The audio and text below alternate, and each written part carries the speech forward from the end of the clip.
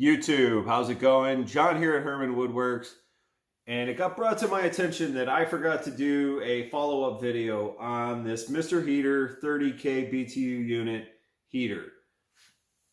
Wanted to go over what I ended up doing for attaching it to or mounting it through the wall, where is the propane coming from, and kind of all the hardware that I ended up using for that. Let's get into that. All right, before I get into what's hooked up to it now, I wanted to just go quickly over what I originally had. I'll do a link to the original video, as everyone says, somewhere in here. But, the original setup I had was the unit hanging on the wall, and Mr. Heater sells this unit. I'll zoom in so everybody can get the number, because I get that question a lot. Also, it's a F273684. It's meant for specifically hooking it right up to 20-pound, 40-pound, and 100-pound tanks. The reason I ended up using this, it comes right with, that's the tank I was using, but also in case I was to have it like hooked up from through the wall to the actual big tank, it comes with the pressure regulator already on it, the 11-inch water column regulator. Don't need this anymore. Specifically talked with my propane supplier when they were putting the tank in on the back of the building. Now that was set, I got actually set a while ago, but I finally got them the lines dug so that they could install the lines and hook it to this.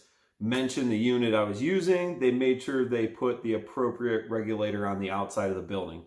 But it's already dark outside. Let me go get a flashlight and let's go over this. All right, also before I run outside, so the heater unit's right here, line's gonna go out. This is kind of the northwest back corner of my building. The tank is gonna be over there. So let's go outside. Okay, as well as I can here in the dark, we're outside. Here's the 500-gallon tank. To anybody else that has propane, they don't fill it above. They fill it 400 gallons. They fill it to 80%. So there's the two lines coming out. They have it split line. There's the one for my house to supply the furnace downstairs. And you can see we had it dug out. And so here's the back of my shop. So here's the copper line that comes up through. They had to put a little riser on. Where I brought the line out was a little low and they wanted it a little higher. So that is the regulator. And let me do another video here, see if I can't get the information. All right, so here's the information on the regulator actually going into the building.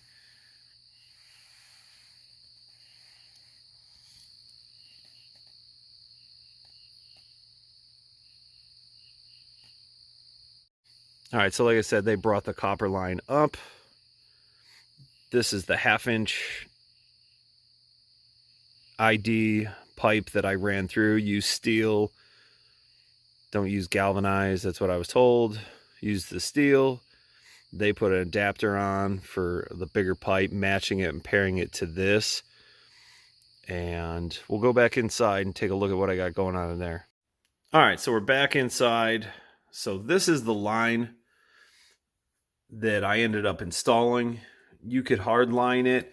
This is still a steel line. It's a flexible line. This is something they sell at a big box store, an orange box store. This Brasscraft Safety Plus. It's literally basically meant for these, pretty much specifically meant for these heaters. It meets all the BTU, everything that you need for it. It comes with all these fittings, so it was super handy. Rather than trying to plumb up the lines exact and that, I could kind of have a little bit of play, especially if I want to adjust it maybe higher or lower on the wall or to the side. It kind of gives me a little bit of flexibility here.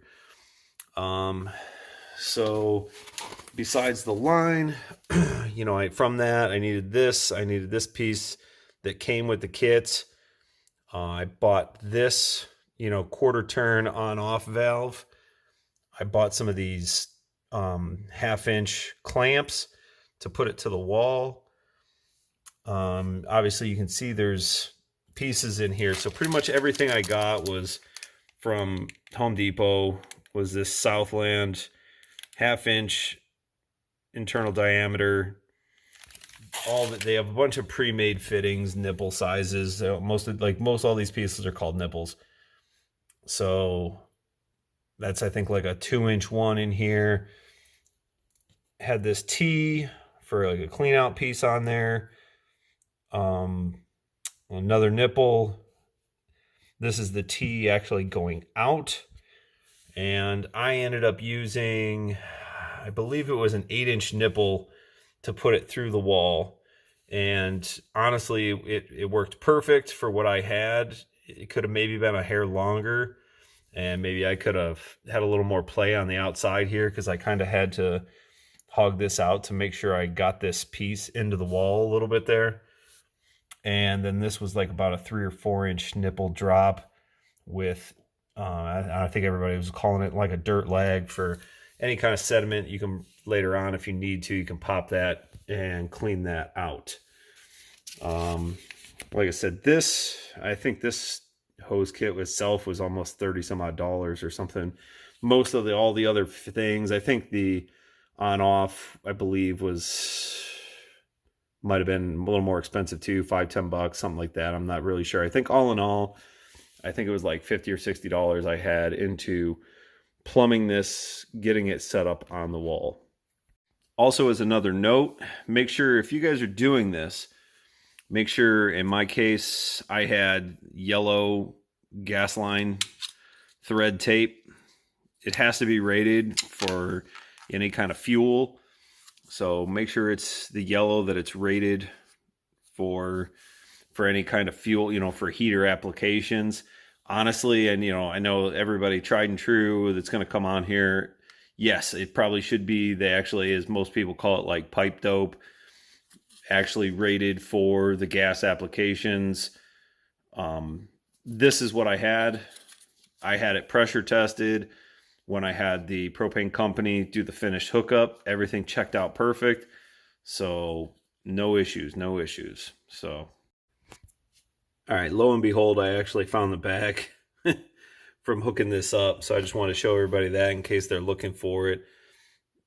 So this is what it was. Brasscraft gas connector, literally meant for space heaters, these other little, and I guess dryers apparently. So this is the specifics on it. Let me see if I got some kind of... All right, this is the back of the bag. I believe that might be the number. If that's not it, then it's probably one of these. But that's the only ones I can find on here.